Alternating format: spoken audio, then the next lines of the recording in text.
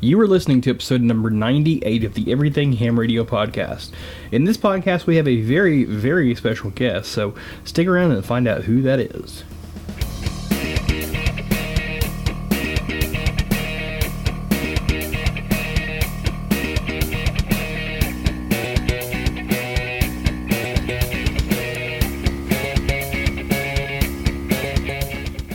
Hey everybody, welcome back to the Everything Ham Radio podcast. My name is Curtis, my call sign is Kilo 5 Charlie Lima Mike, and I am the host of this podcast. This podcast is released every other Thursday. This is episode number 98. We are 2 away from the big 100, so it's so hard to believe that it's there, but we're so close. Anyways, you can find all the stuff that we're going to talk about in this episode in the show notes at everythinghamradio.com/podcast/98. You can find me on Facebook at facebook.com/everythinghamradio, on YouTube at youtube.com/everythinghamradio, and on Twitter at K5CLM. So, like I said, in this episode we are having a very special guest, and if you remember right, way back, and I don't remember the episode that we did it in. I wish I should have looked it up before I started recording this, but I didn't. But anyways, way back when, is somewhere around episode number like 50 or something like that, somewhere way back then, I had a local female here, a local YL that came on and gave her side of what it's like to be a YL in the amateur world. That was episode number 31. And in the next episode, I was going to do kind of the opposite and have a XYL come on that is not a ham to get her perspective on what it's like to be married to somebody that's a ham, or in my case, how it's like to be married to somebody that does a podcast about ham radio. So, this episode, we have my very beautiful wife, Jessica, on with us today, and she's going to give her side of that story. So say hello, Jessica. Hi, everybody. So, Jess and I met probably about 8 years ago, 8.5 years ago now, I think so. Well, not necessarily met. We started dating. We actually met probably close to 10. Yeah, about 10 years ago now, something like that. And, as I've said before, I've been a ham now for like 22, 23 years, something like that. So I've been a ham for a lot longer than I've known my wife. So one of the things that she had to learn about me was what it was to be married to a ham. Well, Jess, can you tell everybody what your initial thoughts were when you found out that I was a ham? I thought you were a comedian. Because I don't understand where ham comes from, amateur radio operator. So I thought, okay, ham, comedian, got it. Well, yeah, I can see that. And, ham has been, as long as I can remember, or as long as I know about. I haven't actually gone back and looked to see what the actual origin of that was. But I know that ham has been the... abbreviation, acronym, maybe? No, it's like a nickname, I guess you could say, of an amateur radio operator. And I guess maybe it was just because you had to be a ham to do it. So, but anyways, you said that you thought I was a comedian, but after you found out what exactly it was to be a ham radio operator, what was your thoughts? I mean, it's something that you don't see, hear, know about unless you're married, dating to somebody. It's just maybe not generationally known. It's normally seasoned people. Yeah, I can see that. Coming from, somebody that, is more of a passed down type thing, or you have to know somebody that is in the hobby to know about right. It. Of course, nowadays we're in the news a little bit more than it was before. Ham radio operators help save such and such, or provide communications for the California wildfires or something like that. So it's getting a little bit better known. now than maybe a few years back. Of course, way back when you were a ham and it was, you built your own radios and stuff like that, it was definitely more of a, you had to know somebody, I think, really. And I may be wrong on that. I'm sure some of you OEMs out there will tell me otherwise, that maybe I'm wrong, but, so it is, I can see where you're coming from. Mm-hmm. So what, after you found out exactly what it was and maybe a little bit about what it entailed, did you have some reservations about it, or were you curious about it, or what? Mm-hmm. I wasn't really curious, just I wanted to know what all, like, you used it for, or, what it was for. Does that make sense? Yeah. Like, I don't know how to explain it, but it's like, once we got into, like, once you started showing, like, the storm spotting, using it that way, or... Which she had loads of fun on many storm spotting that was awesome. Events. But, I mean, once I got into seeing, like, what you were doing, like, I understood a little bit more, and I don't know, it's not something I want to just jump into because I didn't really know, but, it is helpful when the nowadays technology is not there, you know what I mean? Mm-hmm. So. Perfect example of what amateur radio is for, especially in the emergency communications field, because it's typically there when other types of communications isn't, internet power and stuff like that. Even law enforcement radios and stuff, it's potentially not going to be there when a storm hits or a disaster hits or something like that. So it's more of a typical backup, because we can throw up an antenna and be communicating within 30 minutes time or less. So that's one of the aspects why I got into this hobby, was because of the emergency aspect, the emergency communications aspect of it. I've told y'all before that when I got my license, my dad and I got ours together, and we got it because of a flood in Houston. And during that flood, cell towers were down and power was down and stuff like that. So it was hard to communicate. And then when it finally did come back up, they ended up racking up like $2,000 in cell phone bills just for 1 month. And that was when they could even get through. Of course, nowadays technology has come so far that it's like, the flooding that was down in Houston and along the coastline, late last year, I guess it was, that there was, hardly any cell phone communications that was lost.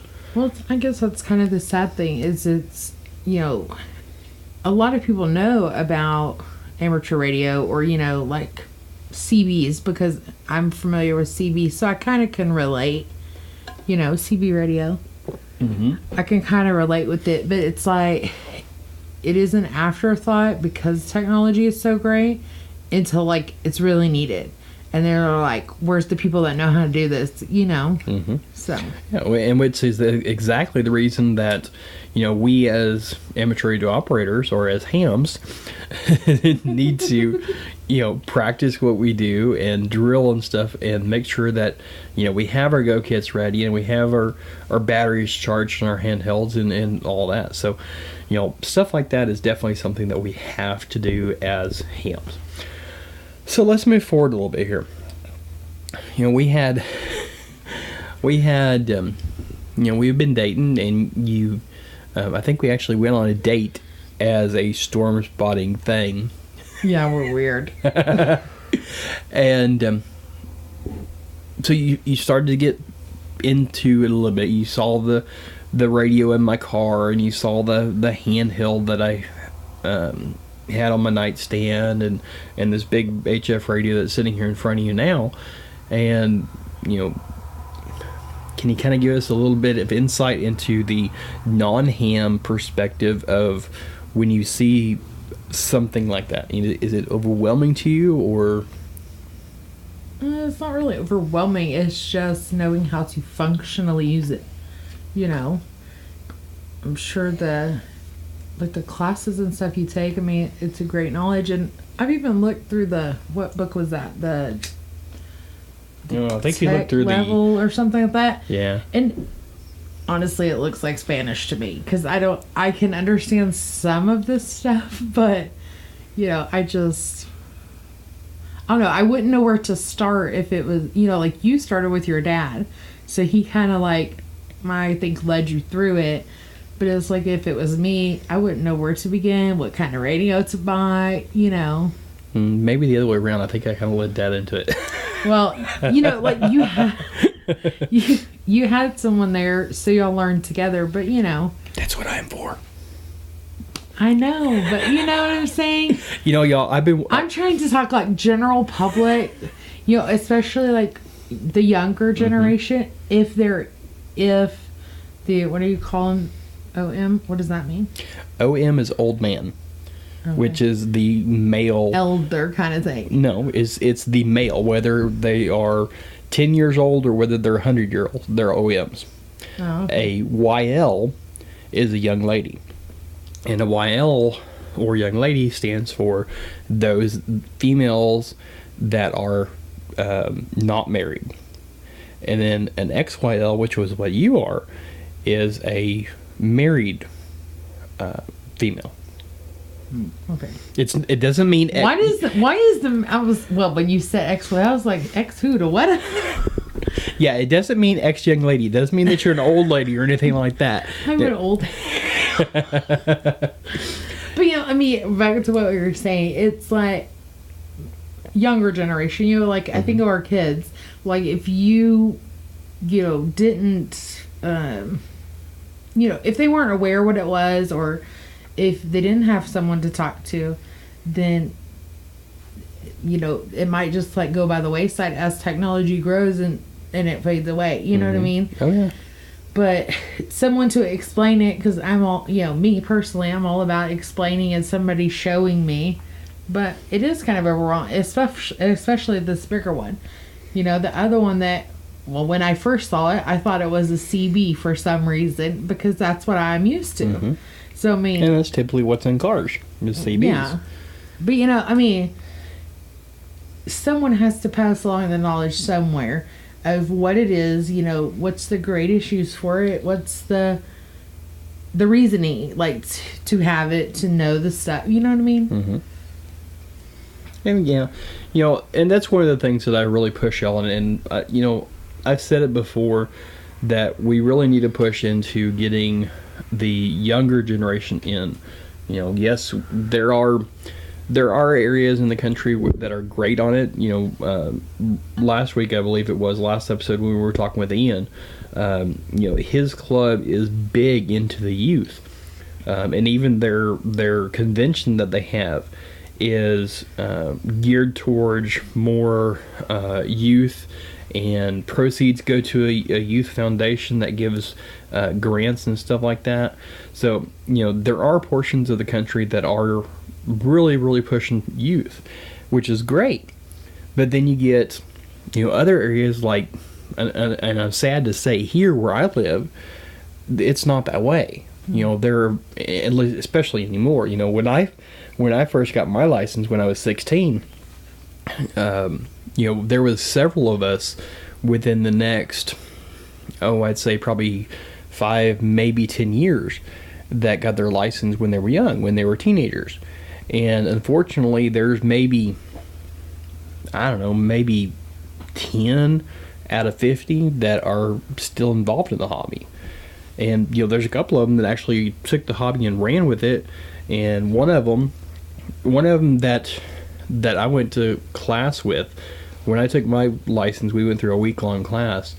And one of the people that I took the class with, she's now a broadcast engineer for the WBAP group here in the Dallas-Fort Worth Metroplex.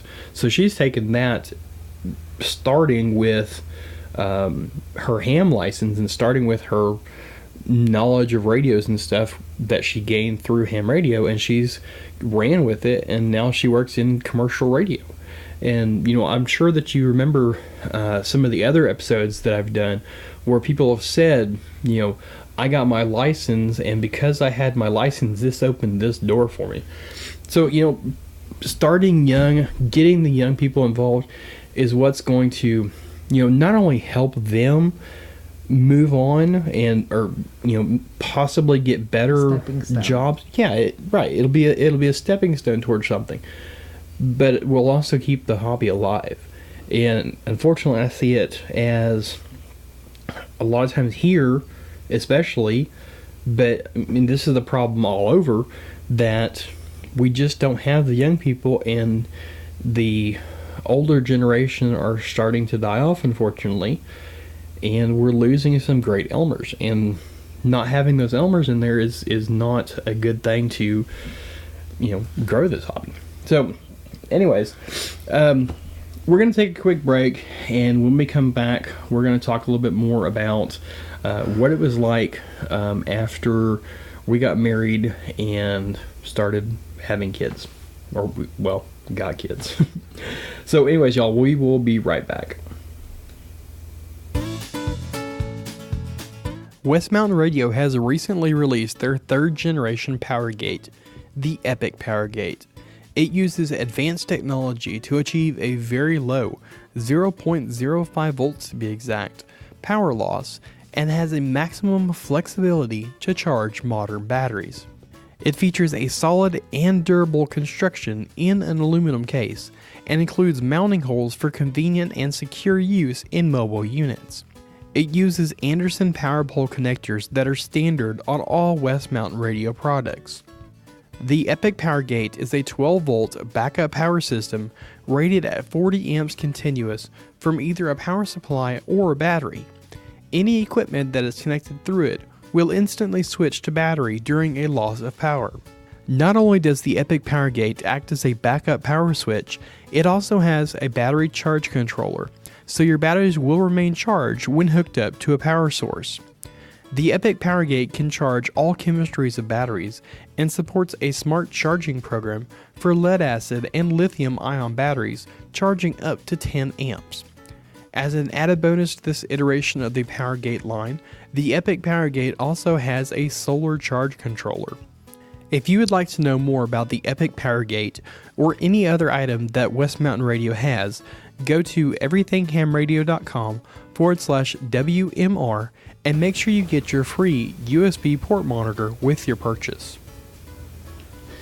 Hey y'all, we are back, and like I said before, I have a very, very, very special guest, my most beautiful wife, Jessica. She is joining us today, and we kind of talked about what it was like when you first learned that I was a ham. But now I want to go maybe into a little bit more detailed of married life, okay?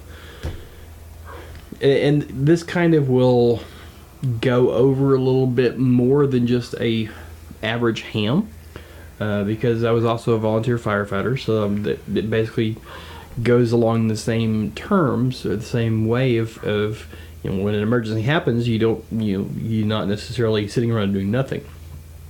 So, what was it like the first time that a severe thunderstorm warning was issued, and I got up to run out the door to go and storm spot? What was going through your mind? I want to go. Okay, so let's say. Well, yeah. Okay, that was a kind of a stupid question. Because she wanted to go. She went on just about everyone that we did before we got kids. So let me ask you this then. Since we moved here to this house, and we've had a couple storms, and we've had kids since we lived here. How do you feel when something like that happens? As far as like the storm spotting, I feel more comfortable because I get I'm not watching the TV, wondering what's going on. It's not delayed information. It's like it's kind of like real time, Mm-hmm. They're, everybody that is out storm spotting and radioing in what they have, I can kind of tell firsthand, but it's still, on the other hand, it's terrifying you standing in the yard looking at the clouds holding the radio, because you're my husband. But then I get it because,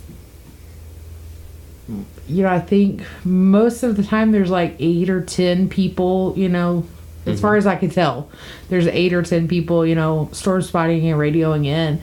And it's like those 8 or 10 people can save our whole town or a couple of towns or, and I mean, being a mom, I think about the kids that can be saved at the school because the school has the ham there and, stuff like that. So, it benefits both. It scares me, you being in the yard or on the porch. But then, it's a good thing. It's a proactive thing to get more warning, stuff like that. But do you feel left out now that you can't go storm spot with me?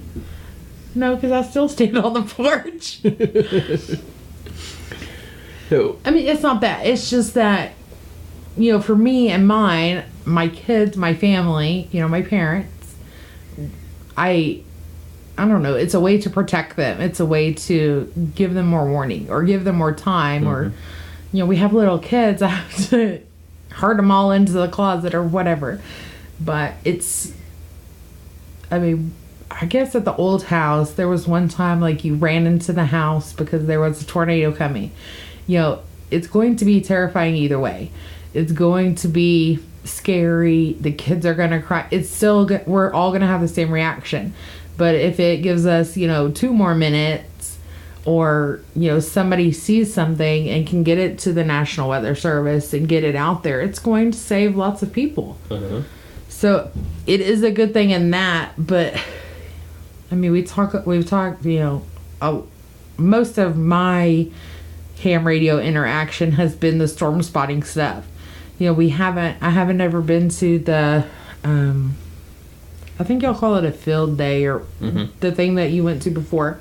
Like, I haven't been to any of that. And it would be interesting to, like, talk to people miles away. Or I think there was one time you talked to people long, long, long away. Where's my phone? Actually, I'm already recording this, so I'm going to make sure and put this on my phone so that I can remember that come June or... Field day. June, yeah, June. When that happens, I can actually say, oh, well, see, you said it might be interesting, so we're going. Well, not only that, but, actually, before I go further, I remember, several times where, in the instance that she was just talking about was, a tornado formed about 2 miles to the southwest of us and was moving directly over us and actually hit the house behind us and the house next to us. Or at least I got some damage the house next to us did. And I think I was sitting up on top of the hill about a quarter mile away in my truck. And I come flying down the road, come to a screeching halt in the driveway and get out and run inside. And I'm basically saying, everybody in the closet right now. And, we were in the closet before it hit. And, never once did I hear, of course we live out in the country, so there's no tornado sirens or anything like that. But never once did I hear anything on the radio, on the regular broadcast radio or the TV as I was coming inside saying, there's a tornado on the ground here, seek shelter. That's a big thing when it's like in Dallas or Fort Worth or the major metropolitan areas. They have maybe a little bit more warning, but we have a visitor. Not only do I have my beautiful wife here as a co-host, but I also have a dirt dauber. I don't know if it's a dirt dauber or a wasp. Either way, it needs to stay away. So, but anyways, it's like, it gets us, especially that extra minute or two, and maybe our immediate neighbors. I know because every time I run in the house, the first thing my wife does is pick up her phone and call her mom, which lives on the same property. Batten down the hatches, here it comes. So I do that if it starts to sprinkle. What are you talking about? So what about some of the other functions that I do? You mentioned field day, but what about like the parades that I do? or Well, the security job that we did, remember? I mean, that is beneficial too. Well, before you go on, let's tell everybody what that is. Our church does an annual event where we go someplace special. We go to a campground or something like that, and we have it's a conference, area wide church service, and it's someplace that is typically not have regular parking or anything like that, and we do not only security for the people that are there, but also for their vehicles, for their kids that are in a different area. And also we have we serve kind of a dual purpose as a taxi. Well, my wife serves a dual purpose as a limo driver because she gets the stretch golf cart that she always drives, and that's her job. That according to my our club president, which is also my dad, that's her job, and that will be her job for as long as she wants it. But anyways, go ahead. But now that we have kids, I'm also the shuffler of kids because I'm good at it. But I forgot where I was going with that. That's a mom moment. Oh, the security. It's beneficial because, it's especially the church things, because the people there know us, they feel safe, it's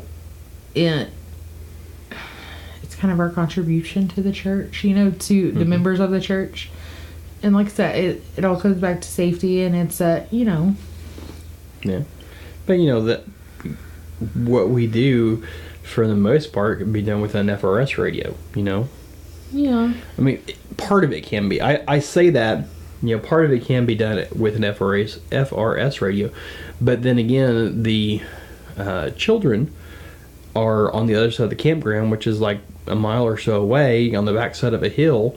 And I don't think an FRS radio would reach all the way across, especially working off of AA batteries or something like that. So that extra bit of power that a amateur radio has helps. And in previous years, and I don't think I did this while we were married, but before we were married, we did a youth group camp out, and it was spread over a state park that was like 3 or 5 miles long or something like that. And there was kids stretched all across it. So amateur radio definitely played a very important role in that. So what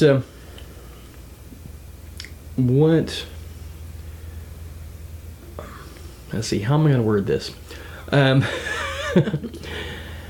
How do you feel when I'm out, and doing air quotes here, playing with my ham radio stuff? Does it make you feel like you're left out, or that maybe I'm neglecting you, or something like that? What are you leading to? You're trying to get me to say something incriminating. No, well, see, this guys. Okay, I'm blocking your ears now. Okay, see, I'm asking her this question so that I can get some insight here on what to do and what not to do as a OM in this hobby. So listen up, guys. Here, okay, here we go. Okay, we're back. I'll uncover your ears now. Oh, brother. I mean, I can see both things. It's some, just like anything. And I mean, we've said this, practice makes better. Practice your craft, practice your hobby. But then sometimes it does get in the way. Sometimes it does feel neglected, like when you want to do it and there's family stuff going on, or the kids ask 108 million times, where's dad? So I don't know. It's like a bittersweet thing, because I know that it's you call it a hobby. It's a hobby that you want to do, but then I don't know. Sometimes I see it as taken away, And I'm sure that probably goes hand in hand with this podcast too.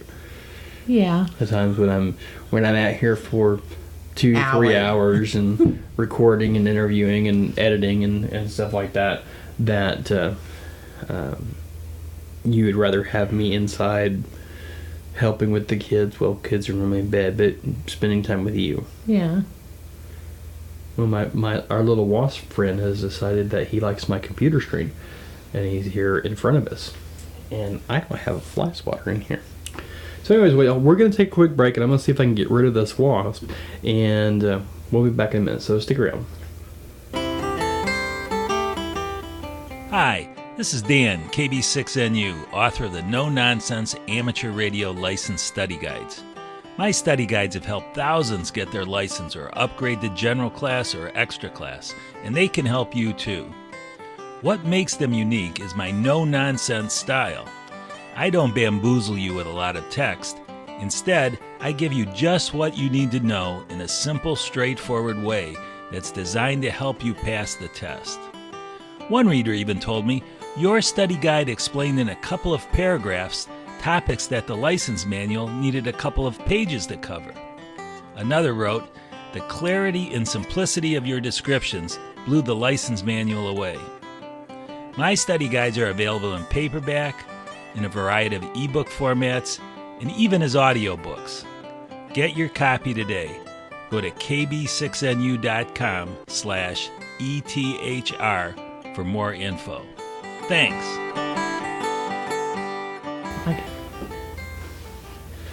All right, yeah, so we are back, and once again, I am talking with my beautiful wife, Jessica, and we're talking about how, or maybe her side of what it's like to be a non-ham married to a ham.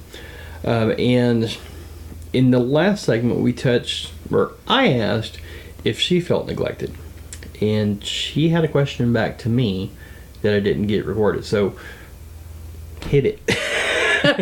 What was the question? Well, you asked me if you think that, or do I think that your hobby makes me feel left out or neglected in some aspect, but how do you feel with your ham hobby?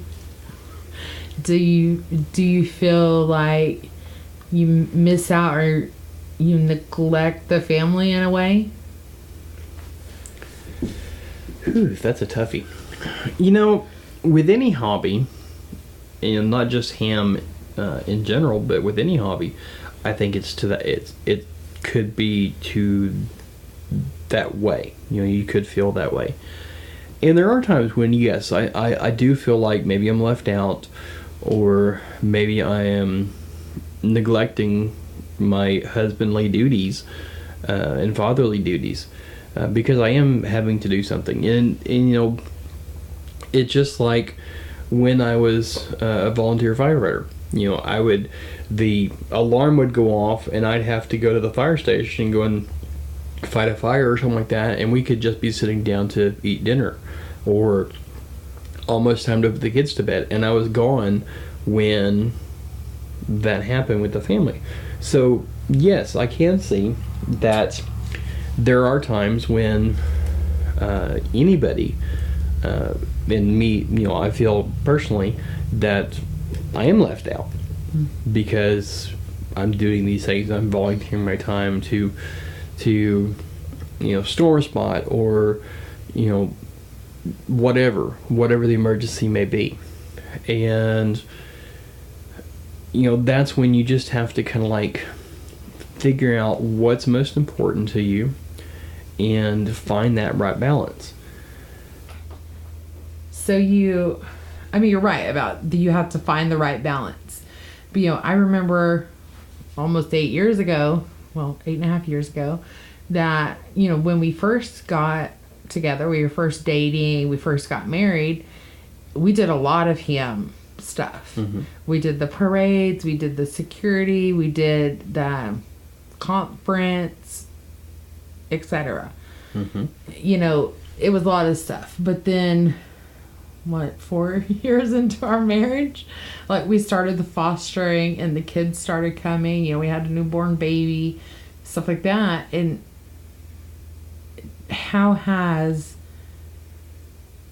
I hate to call it a hobby, because I mean, it is a useful thing, but I mean, how has your ham life changed because of your home life? that make sense? Yeah, good question. So, like you said, we used to do a lot of stuff in the ham hobby. We used to do the meetings, and we haven't done that in a long time. I mean, you actually came to some meetings, and we were gonna go together to meetings, and I was very hopeful at the time that maybe this was a precursor of her getting her license. Guys, I have yet to figure out how to get her license, so if you know how to do that, please send me an email and let me know. But then we started to get kids, and that changed. Just like with anything, any hobby that you have, your first thing when you're a bachelor, when you're a single person and you have a hobby, you're all into it. You're gung-ho and you're going to do everything, because you don't have any other life. And then you get a girlfriend or boyfriend and you get married, and it has to slow down a little bit, especially if they're not into the same stuff that you are, which unfortunately is the way that happened. But most of the time there's a compromise too. I mean, we still went to the meetings. I tried to get into it. But, I mean, if it's not your thing, it's not your thing. But if you are with someone that it's not their thing or they don't fully understand, it's difficult. But I mean, here we sit right now. We are 3 years of fostering, 23 kids later. We have 4 great kids. We have a ranch to run. And a new business that we're starting. And a new business. I mean, our plate is full, and I don't know, some things fall off sometimes because Mom can't remember them all. That meatball rolls down the side of the spaghetti. But yeah, it seems like the more you have, and when kids come into the picture, your hobbies really go to the wayside. And as I've said before in this, y'all, this is pretty much the gist of my ham radio experience. Yes, I have 2 radios sitting on my table here. They're hooked to power. They're hooked to an antenna, and they've been powered on a handful of times. Whether it's because the antenna's wacky or the radios are shot or what, but I have yet to hear anybody on it, so I don't really power them on here. And then the radio that I have in my car, it's typically, to and from work, and that's pretty much about it, because that's pretty much all I'm in my car. And even then, I'm driving home from work at midnight, and there's typically nobody on at midnight. Everybody's asleep, because everybody has normal jobs. Yeah, Oh, no. Okay, hold on a second Day here. shift. Hold on a second here. Let me daydream about a normal Monday through Friday, 8 to 5 holidays off. Do you feel like you're turning into a vampire working at night? Sometimes. Okay, so Note anyway. to self, buy garlic. Oh, see what I'm married here, y'all. So, but anyways, Thanks. Like my beautiful wife here. What do you want? Well, No, wait. Never mind. Scratch that. I should not ask that question. so anyways, back to what we were saying. With kids coming into the picture, whether they are, a newborn baby that you and your spouse were lucky enough to have, or whether you adopt a kid, things have to change. Things have to slow down in the hobbies department. And then when you throw on starting a new business, it makes it seem like it's even more. We've got so many irons in the fire that it's just like, where do we... Which one do you throw water on? Yeah. So, but yeah. But anyways, that's neither here nor there. But what? No matter what the hobby is, and I'm talking from personal experience too, but no matter who you are, what you're doing, what your hobby is, how many kids you have or whatever, you have to find some way to balance it. There has to be some way to... For them to coexist. Yeah, because you have to have your hobby to have some kind of release. Some kind of stress release, some kind of outlet, yeah, to get that stress off you. But then you also have to make the time for the family and spend time with your significant other and spend time with your kids so that you're not a absentee parent or absentee spouse. So, that's what I think that's what we're trying to say here in this segment is find the balance. You can't get overwhelmed without having to do something. Well, life is too messy to just wade through it. You have to have something. Mm-hmm. But. So anyways, y'all. That's why we're in the ham shack together in the afternoon while the kids are in bed. In the evening, not the afternoon. Afternoon, yeah. Or evening, whatever. So, but anyways, y'all, I think that pretty much wraps it up. I hope you enjoyed my conversation with my wife here, and I hope that you've gained some kind of insight on what it's like to be that significant other that doesn't have their license and be married to one that does. So, again, I just want to thank each and every one of y'all for listening. Please share this with all your friends. And, once again, you can find the show notes of today's episode, which probably are not going to have very much in the show notes. But you can find those at everythinghamradio.com/podcast/98. That's number 98. You can find me on Facebook at facebook.com/everythinghamradio. That's the page. There's also the group, which is a whole lot easier to talk to each other, and that's at facebook.com/groups/everythinghamradio. I think I just topped 500 members, I think, in the group. Maybe 300 members, something like that. 500 pages, 300. Anyways, you can find me on YouTube at youtube.com/everythinghamradio, and on Twitter at K5CLM. Also, if you have not signed up for my email list, you can do so super easy. Just go to everythinghamradio.com/subscribe, or go to the show notes and fill out the form at the bottom of the page. Click the sign me up button, and you'll get an email from me with a link that you'll have to click on in order to get emails from me. And also want to remind everybody that I do have the blog as well.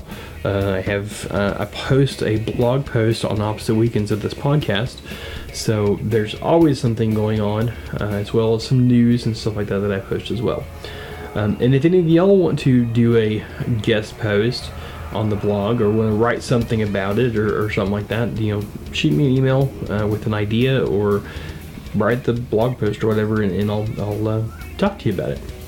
So, I guess that's about all I have. So you wanna say goodbye to everybody? Bye, Ray. Thanks for listening. All right, y'all. Until next time, this is K5CLM signing out. 73, y'all.